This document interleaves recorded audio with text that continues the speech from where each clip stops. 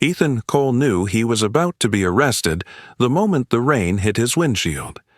Not because he broke the law, but because he had become the target. He was driving through the harbor streets of Ravenport, Oregon, obeying every rule, when red and blue lights flooded his mirrors.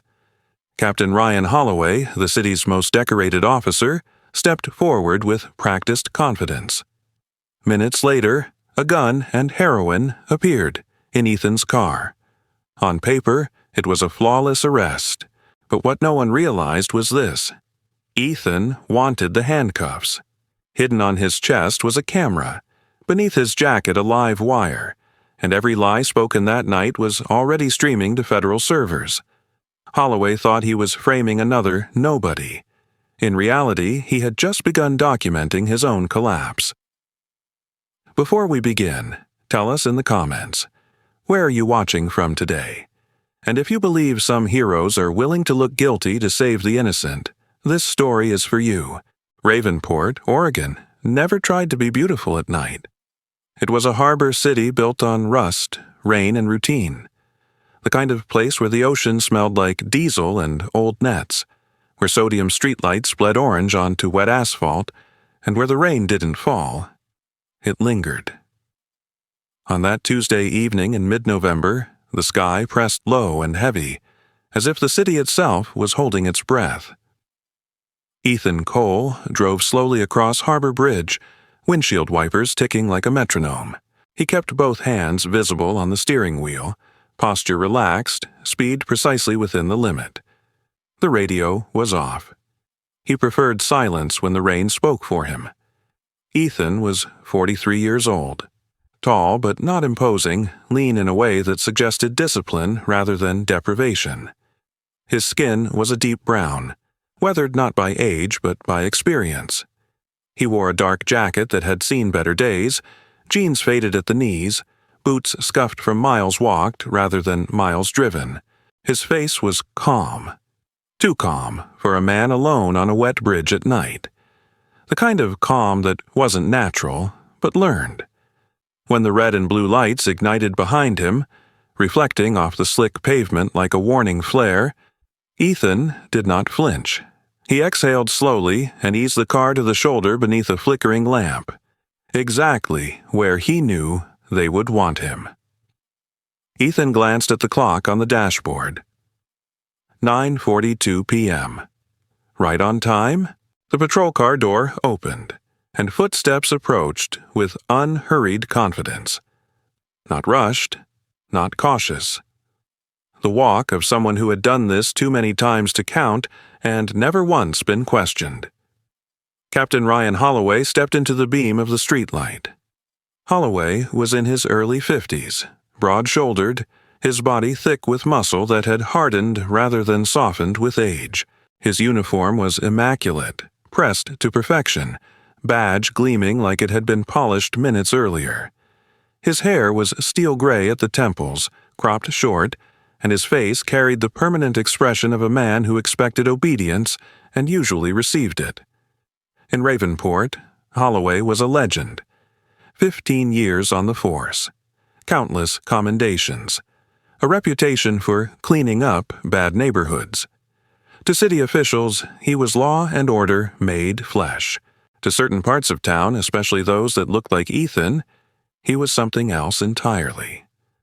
Holloway leaned down, flashlight cutting through the rain and into Ethan's eyes. License and registration. No greeting, no explanation. Ethan nodded once. His movements were slow, deliberate. "They're in the glove compartment, sir. I'm reaching for them now." Holloway's jaw tightened. His hand hovered near his holster. Not in fear, but habit. A performance. Ethan retrieved the documents and handed them over. Holloway glanced at them briefly, already bored. "What are you doing out here tonight?" Holloway asked. "Driving home?" Ethan replied evenly. Holloway sniffed the air theatrically. "I smell narcotics." Ethan said nothing. "Step out of the vehicle." Rain soaked Ethan's jacket the moment he stood. He placed his hands on the roof as instructed, cold metal biting through his palms, In the reflection of the side mirror, he saw Holloway lean into the open driver's door. He watched the shoulder movement. The reach. Not into the car, but into Holloway's own vest. 3 seconds later, Holloway straightened up, holding a plastic bag of heroin and a compact handgun. "Well, look at that," Holloway said loudly, for the benefit of no one but the night. "What do we have here?" On paper, it was flawless. Holloway called it in. Cuffed Ethan with practiced efficiency. His grip was firm, almost casual, like this was nothing more than another task on a long checklist. Ethan did not resist. As the cuffs clicked shut, rain running down his face like tears he did not feel, Ethan lifted his eyes toward the sky. The rain stung. Cold. Sharp. Inside his jacket, a camera no larger than a shirt button captured everything. Beneath his clothes, a wire transmitted every word, every breath, every lie. Holloway thought he had just ended someone's night. In truth, he had just begun the end of his own career. Across town, Officer Jake Turner sat in a patrol car outside a closed grocery store, nursing lukewarm coffee and pretending not to feel alone. Jake was 26, fresh-faced, clean-cut, with sandy blonde hair that refused to stay in regulation, no matter how much gel he used. He had transferred to Ravenport only 2 weeks earlier, chasing what he believed was a stable career and a chance to prove himself. His uniform still felt stiff, unfamiliar, like borrowed skin. The radio crackled. Dispatch to units. Suspect in custody. Captain Holloway, Harbor Bridge. Possession with intent. Jake stiffened. Holloway's name carried weight. Everyone knew it. Even rookies learned quickly that Holloway was not to be questioned. He was the kind of officer training manuals were written about, at least on the surface. But Jake had heard things. Whispers in locker rooms. Half-jokes that ended too quickly. Stories about evidence that appeared too easily. About arrests that boosted numbers but never seemed to make the city safer. Jake had dismissed them as bitterness. Excuses from officers who couldn't keep up. Now, staring out at rain pooling beneath streetlights, something twisted uncomfortably in his chest. Harbor Bridge, Jake muttered to himself. He pulled up the preliminary report on his tablet. Timestamps didn't quite align. Nothing concrete, nothing actionable, just enough to itch. Jake saved a copy, just in case. Back at the bridge, Holloway pushed Ethan into the back of the patrol car. "You're looking at serious time," Holloway said, leaning close enough that Ethan could smell stale coffee on his breath. "Guys like you don't usually get second chances." Ethan met his gaze, calm, unblinking.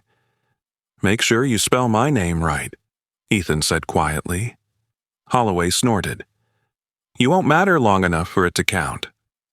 The door slammed shut. Inside the car, the rain drummed louder. Muffled by glass and steel, Ethan's wrists ached, but his posture remained steady. He stared forward, breathing slow, measured. Everything was proceeding exactly as planned.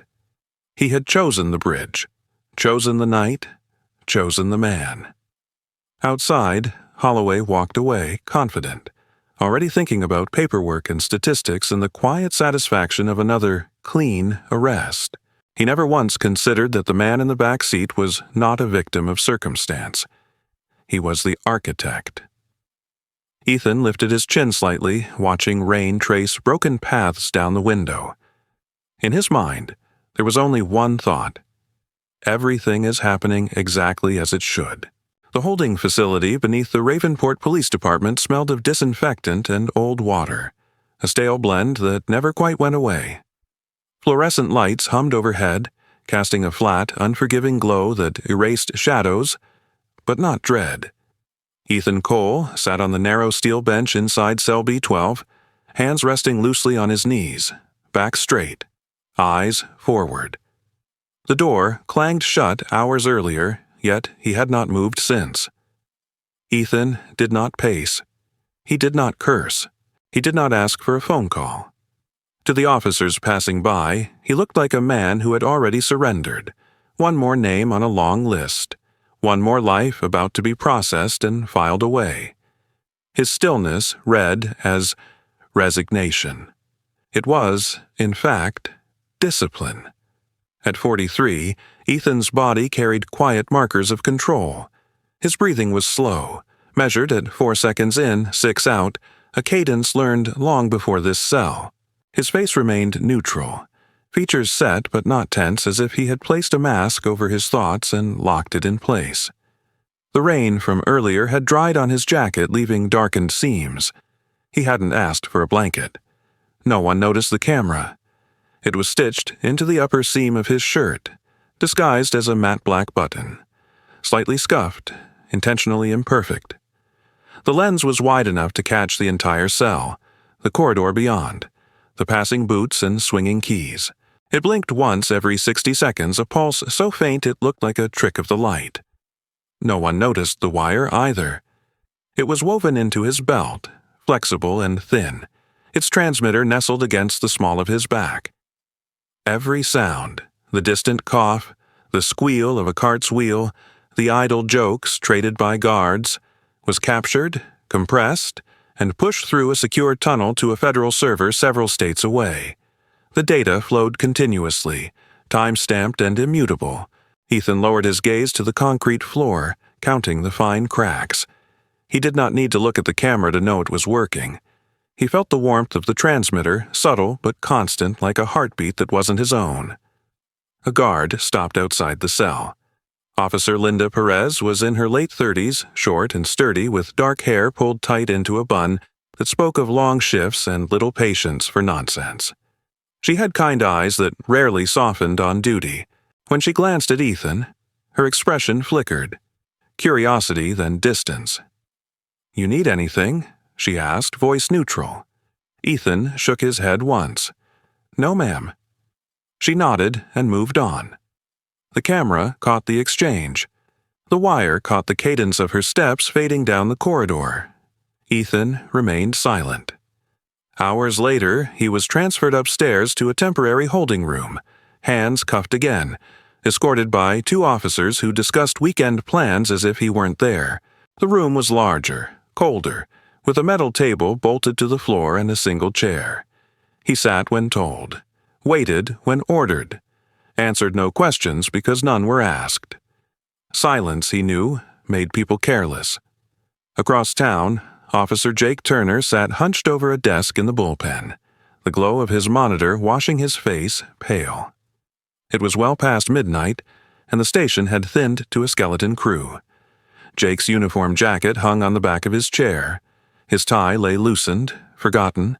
He rubbed his eyes and scrolled again. Jake was 26, earnest to a fault, with a habit of second-guessing himself that came from growing up the youngest in a family of overachievers.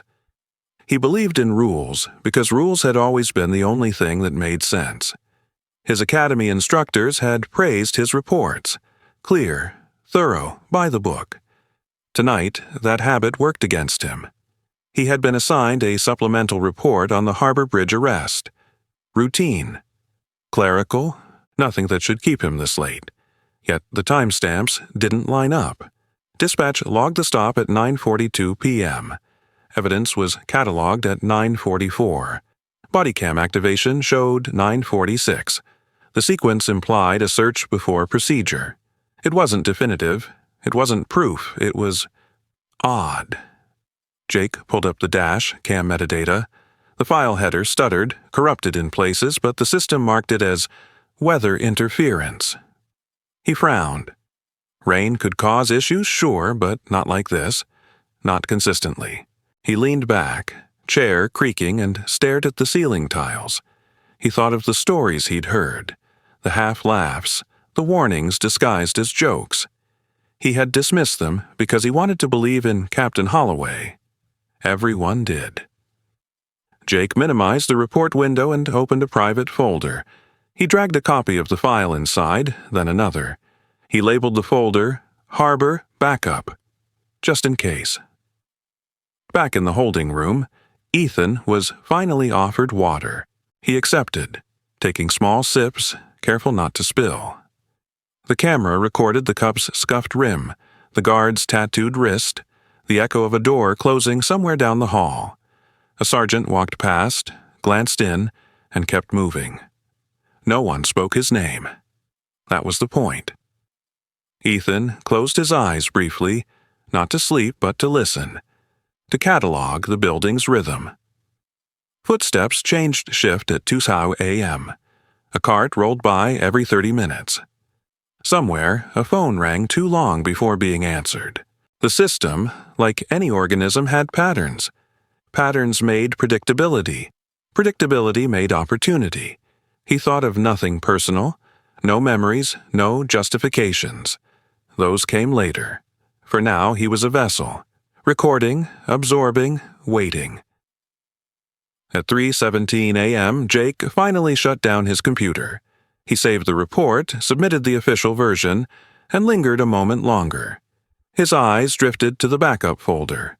He hesitated, then copied it to a thumb drive he kept on his keychain, a cheap plastic thing shaped like a shield, a gag gift from his academy class. He told himself it was nothing, just prudence. As he stood to leave, Captain Holloway's office door caught his eye. It was dark now, blinds drawn, the nameplate gleaming faintly. Jake felt a ripple of unease and forced it down. Tomorrow would be busy. Tomorrow would bring clarity. He hoped. Ethan was returned to his cell just before dawn. The lights dimmed slightly, enough to suggest mercy without offering comfort. He lay back on the bench, hands folded over his stomach, breathing slow.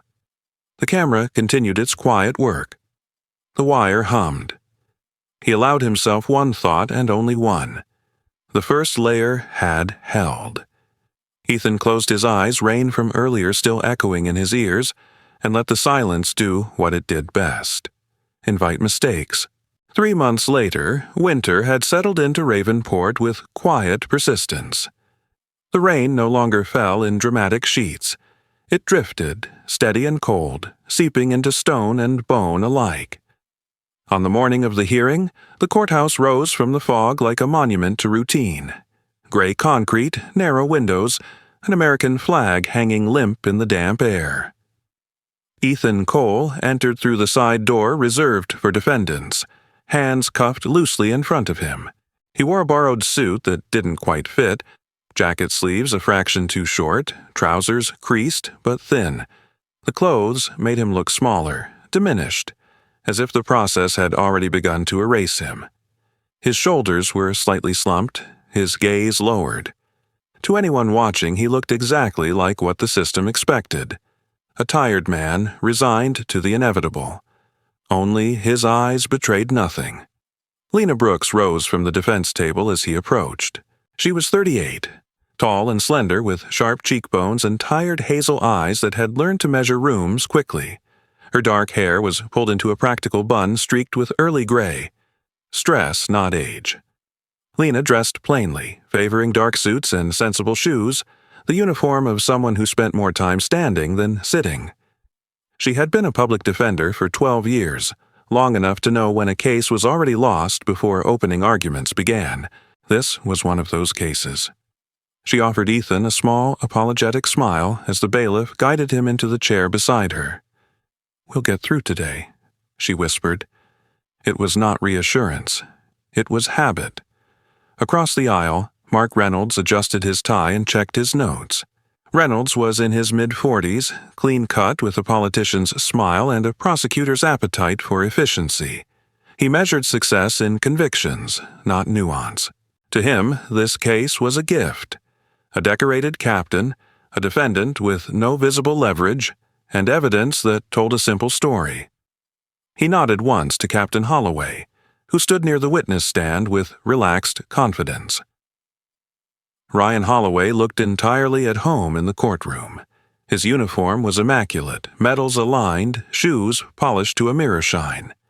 He stood straight-backed, hands folded loosely behind him, acknowledging murmured greetings from court staff with practiced warmth.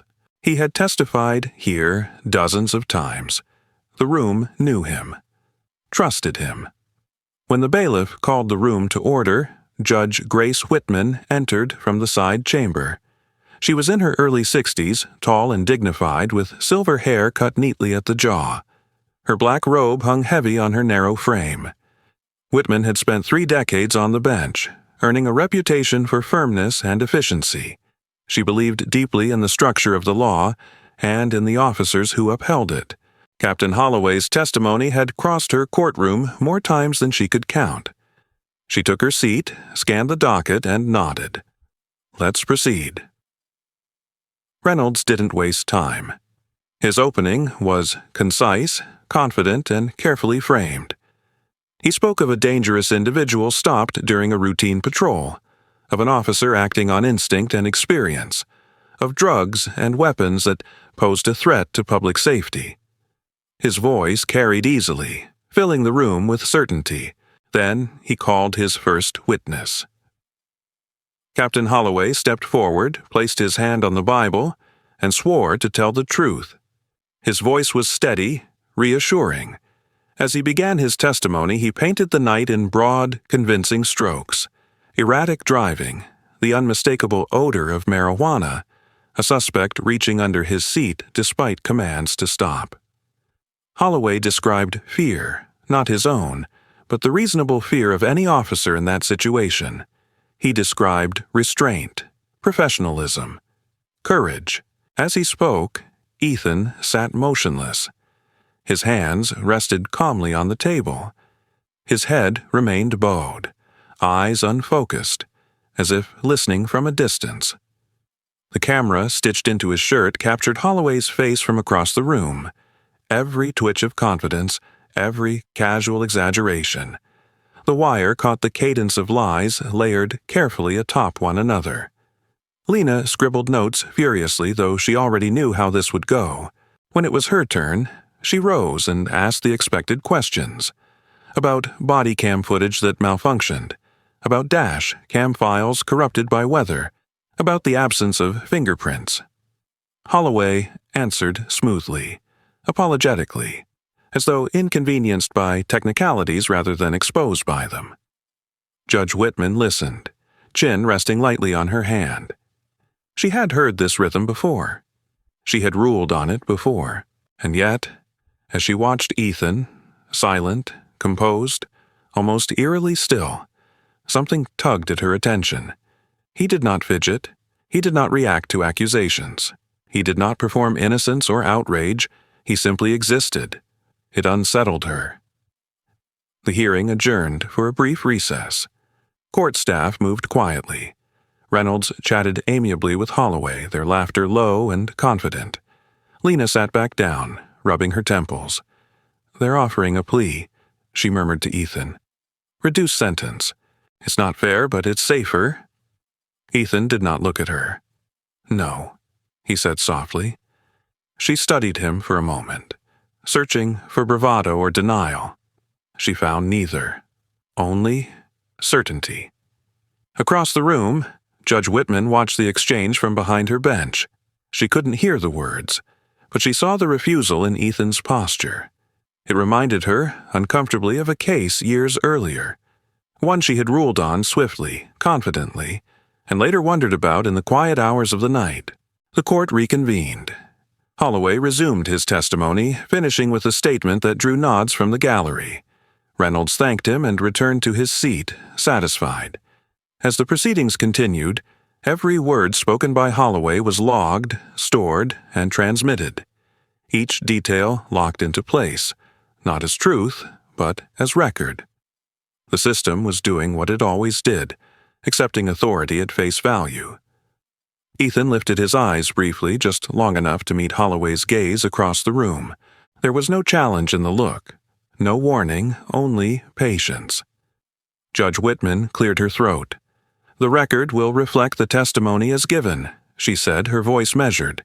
"We will reconvene as scheduled." As the bailiff called the session to a close, Ethan lowered his head once more. The cuffs returned to his wrists. The camera kept blinking. The wire kept humming. The lies had been spoken. The trap was tightening. The courtroom had settled into a familiar rhythm by the time Lena Brooks felt the last of her hope slip away. The benches creaked softly as spectators shifted. Papers rustled. A cough echoed and died against the wood-paneled walls. Everything about the room suggested inevitability, the quiet machinery of a verdict assembling itself piece by piece. Lena sat rigid at the defense table, shoulders tight beneath her jacket. She had stopped writing notes. There was nothing left to underline, nothing left to challenge. Captain Holloway's testimony had landed exactly as she feared, confident, unshaken, wrapped in the language judges trusted and juries believed. She had seen this ending before, dozens of times. A client swallowed by procedure, another file closed with professional regret. She leaned toward Ethan, voice low. "If you want me to ask for a recess or reconsider the plea—" "No," Ethan said gently. Lena turned to look at him fully. Up close, she noticed again how composed he was. Not defiant, not scared, simply present. His eyes met hers, steady and deliberate, and for the first time since she'd taken the case, Lena felt something unfamiliar stir beneath her exhaustion. Control. Ethan shifted in his chair and raised his cuffed hand slightly. "Your Honor," he said. The sound of his voice cut through the room. Not loud, but clear. Conversations faltered. Even Captain Holloway glanced over, irritation flickering across his face. Judge Grace Whitman looked down from the bench. "Yes, Mr. Cole?" "I'd like to testify," Ethan said. Lena's breath caught. She turned sharply toward him, whispering, "Ethan, that's not—" She stopped herself. Training told her to protest. Instinct told her something else entirely. Judge Whitman studied Ethan for a long moment. "Very well," she said at last. "You may take the stand." The bailiff uncuffed Ethan and gestured toward the witness box. As Ethan stood, the room watched with detached curiosity. Defendants testified all the time. They pleaded. They denied. They unraveled. No one expected anything different here. Ethan walked to the stand with measured steps and placed his hand on the Bible. He took the oath without hesitation, then sat. He rested his hands calmly on the rail, fingers interlaced. Lena rose, uncertain. "Mr. Cole," she began carefully, "did you possess the firearm or narcotics found in your vehicle?" "No," Ethan replied. "Did you resist arrest?" "No." She hesitated, searching his face for a crack. There was none. "No further questions," she said, sitting down slowly. A murmur rippled through the gallery. Mark Reynolds stood, already smiling. He approached the stand with the relaxed confidence of a man who believed he was about to enjoy himself. "Mr. Cole," Reynolds said, "are you suggesting that Captain Holloway fabricated evidence?" "Yes," Ethan said. Reynolds chuckled softly. "And why would a highly decorated officer risk his career to frame you?" Ethan leaned forward slightly. "Because he believed I was invisible." The smile faltered, just a fraction. Reynolds recovered quickly. "Your Honor, this is speculation."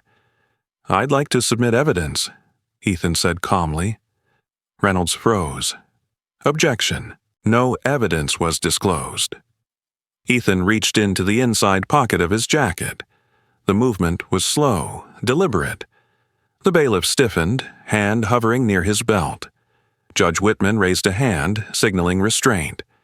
Ethan withdrew a small silver USB drive and placed it gently on the stand. "This device contains audiovisual evidence recorded during my arrest," he said.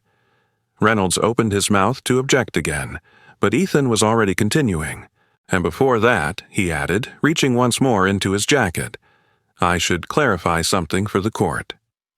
This time, he removed a leather credential case. It was worn at the edges, the kind of wear that came from years of being opened and closed, not from neglect, but use. He flipped it open and held it up. The gold badge caught the overhead lights.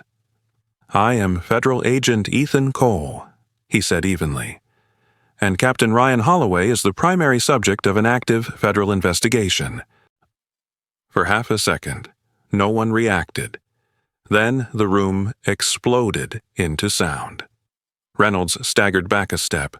Lena's hand flew to her mouth. The gallery erupted in gasps, whispers rising like wind through dry leaves. Judge Whitman gripped the edge of the bench, eyes locked on the badge, then on Ethan's face. Captain Holloway did not move.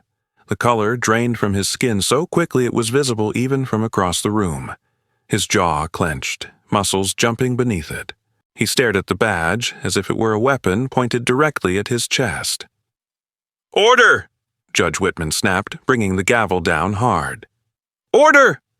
Silence fell again, heavier than before. "Mr. Cole," she said, voice tight, "are you claiming to be a federal officer?" "Yes, Your Honor." "And this evidence?" "Was legally obtained and transmitted to a federal server in real time," Ethan replied, "with appropriate authorization." Judge Whitman turned to the clerk. "Play it." The USB was inserted. The projector hummed to life. The video filled the screen. Rain. Streetlight. The unmistakable image of Captain Holloway leaning into Ethan's car. The angle was clear, the resolution unforgiving. The room watched as Holloway's hand moved, not from the vehicle but from his vest. Watched as he placed the items beneath the seat.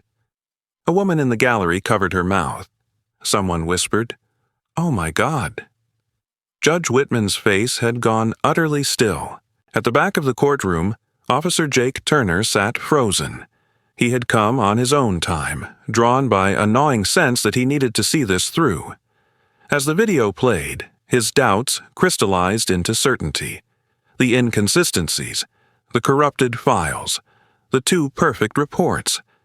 He wasn't wrong.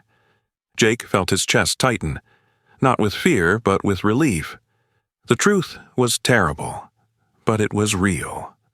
On the screen, the video paused on Holloway's face, caught mid-motion.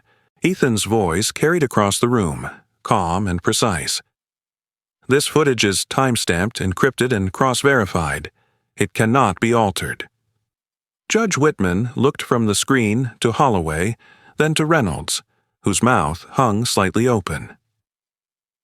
"Captain Holloway," she said quietly, "do you wish to respond?" Holloway's lips parted.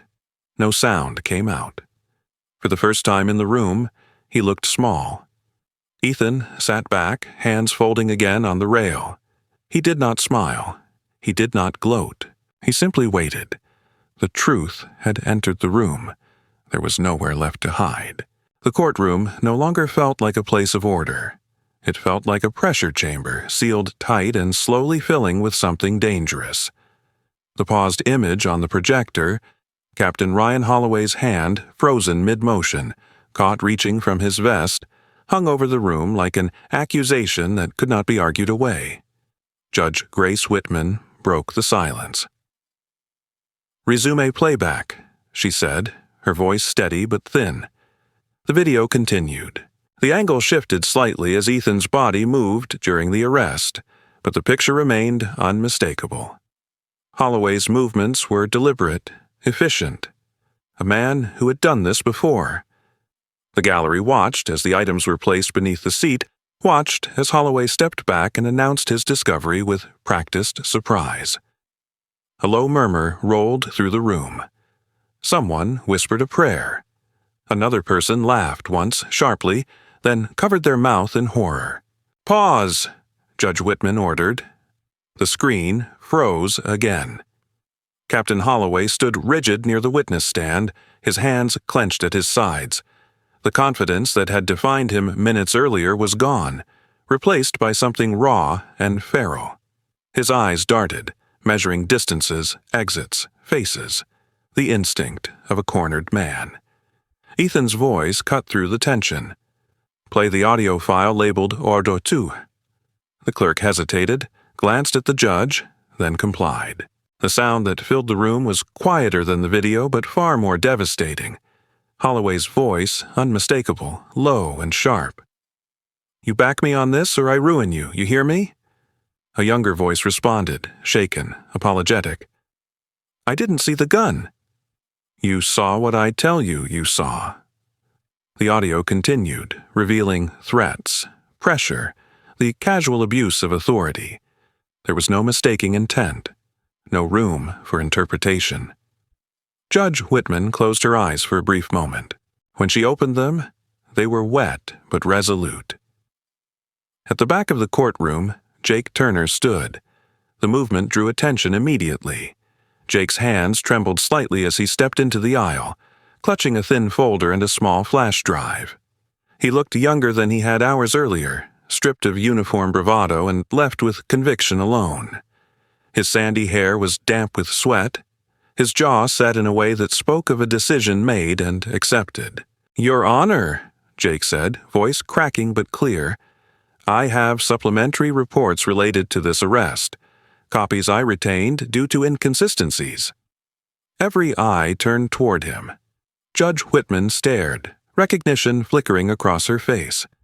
Approach? Jake walked forward and handed the materials to the bailiff. These include timestamp discrepancies, metadata conflicts, and unaltered backups, he continued. I didn't know what they meant at first, I just knew they didn't add up. Holloway snapped. You little traitor, he snarled, lunging forward. The movement was sudden and violent. A chair scraped loudly as Holloway vaulted toward the defense table, his face twisted with rage. For a heartbeat, the courtroom erupted into chaos. Shouts, scrambling feet, the bailiff reaching for his weapon. Ethan moved.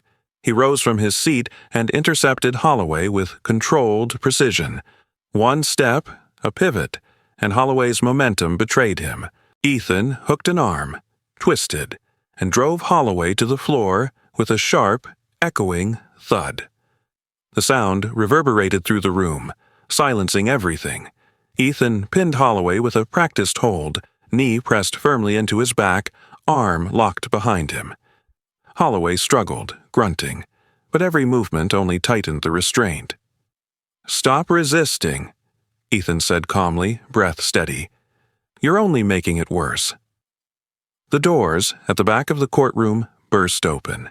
A line of federal agents surged inside, dressed in dark jackets emblazoned with bold yellow letters. Leading them was Special Agent in Charge Marianne Holt, a woman in her late 40s with close-cropped auburn hair and sharp gray eyes. Holt was tall, broad-shouldered, her posture radiating command. Years in internal affairs and federal oversight had carved patience out of her, leaving only clarity. Federal agents, Holt announced. No one move. The agents fanned out with practiced efficiency, securing exits, collecting devices, positioning themselves between the gallery and the chaos at the center of the room. Two agents moved immediately to Holloway, snapping heavy steel cuffs around his wrists as Ethan released his hold and stepped back. Holloway lay on the floor, chest heaving, his uniform rumpled and medals skewed. He looked up at the ceiling as if searching for something that had already abandoned him. Judge Whitman rose from the bench. In 30 years, she had never left her seat during proceedings. Today, she did. Her voice shook, not with fear, but with fury. This court has been misled, she said. This bench has been abused. She turned toward Jake Turner, who stood frozen near the aisle. For a long moment, she simply looked at him. Then she nodded once. Thank you, she said quietly. Jake swallowed hard. The weight he had been carrying settled into something else. Not relief, exactly, but purpose. Special Agent Holt approached Ethan. Good work, she said softly. There was no praise in her tone, only acknowledgement. We'll take it from here. As Holloway was hauled to his feet, the gallery parted instinctively. No one met his eyes. The man who had once commanded respect now inspired only silence. Judge Whitman raised her gavel. This court is adjourned, she declared, effective immediately. Circe, the words echoed like a verdict far larger than the case at hand. Ethan watched as Holloway was escorted out. the sound of his boots against the floor dull and final. Jake stood nearby, shoulders squared now, no longer hiding behind procedure.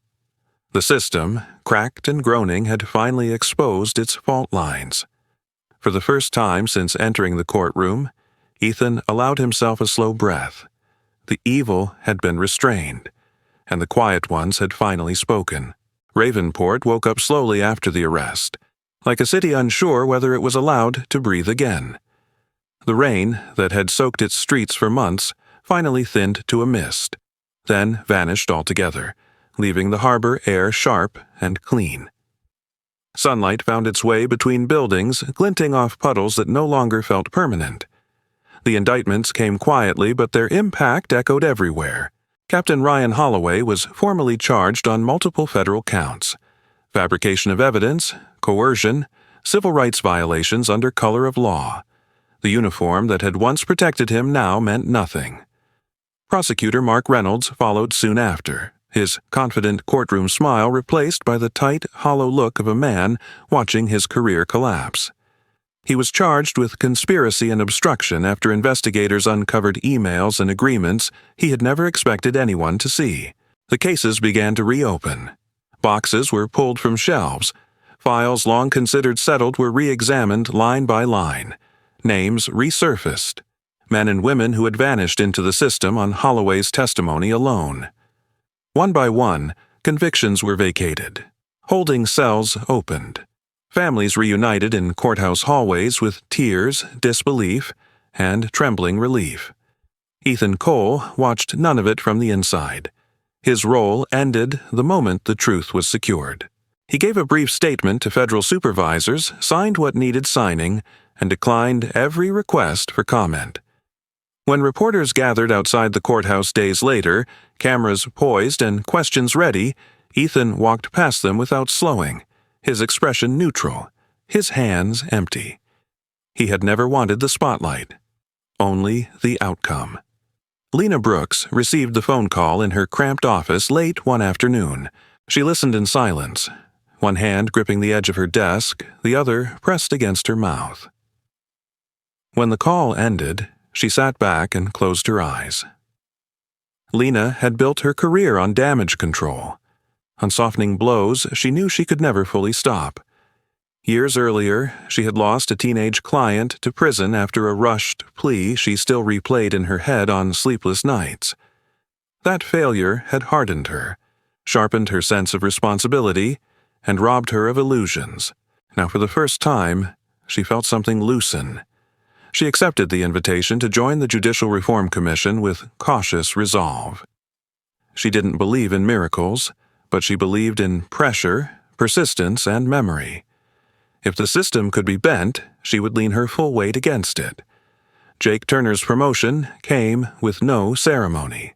He was reassigned to Internal Affairs, a division that few officers sought and fewer survived with their integrity intact. Jake accepted without hesitation.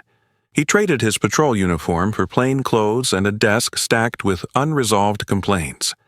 His face still looked young, but his posture had changed. Straighter, steadier. Some officers avoided him now. Others watched him closely. Jake noticed everything. He kept the shield-shaped thumb drive on his keychain, not as a trophy, but as a reminder. Judge Grace Whitman addressed the court publicly one final time before announcing her retirement. She stood at the bench she had occupied for 30 years, her voice firm but unguarded. "I failed to question the patterns I should have examined," she said. "I mistook consistency for truth." Her apology was not long. It did not seek forgiveness. It acknowledged harm and accepted responsibility. Afterward, she devoted her remaining years to reviewing wrongful convictions, lending her authority to those who needed it most. The robe was gone. The work remained. Ethan left Ravenport without ceremony. No escort, no headlines, just a rented car and an open road leading away from the harbor. He drove south at dawn, windows cracked, the salt air fading behind him. The city shrank in his mirrors until it became nothing more than light on water. He stopped once before leaving town, parking near the docks where fishing boats rocked gently against their moorings. The rain had finally cleared completely. The harbor lay calm, reflective, almost forgiving. Ethan stood at the edge of the pier, hands in his pockets, watching sunlight ripple across the surface. The wind was cool, quiet. He thought of the faces he had seen leaving holding cells, the silence that had broken, the truth that had finally spoken loud enough to be heard. He had never needed saving. He had chosen guilt so others could reclaim innocence. After a moment, Ethan turned away from the water and walked back toward his car. The city behind him continued its slow repair, imperfect but awake. For the first time in a long while, Ravenport stood under a clear sky, and the light held. At the end of this story, the lesson is quiet but powerful. Evil does not always look violent. Sometimes it wears a uniform, speaks calmly, and hides behind rules. And goodness does not always look heroic.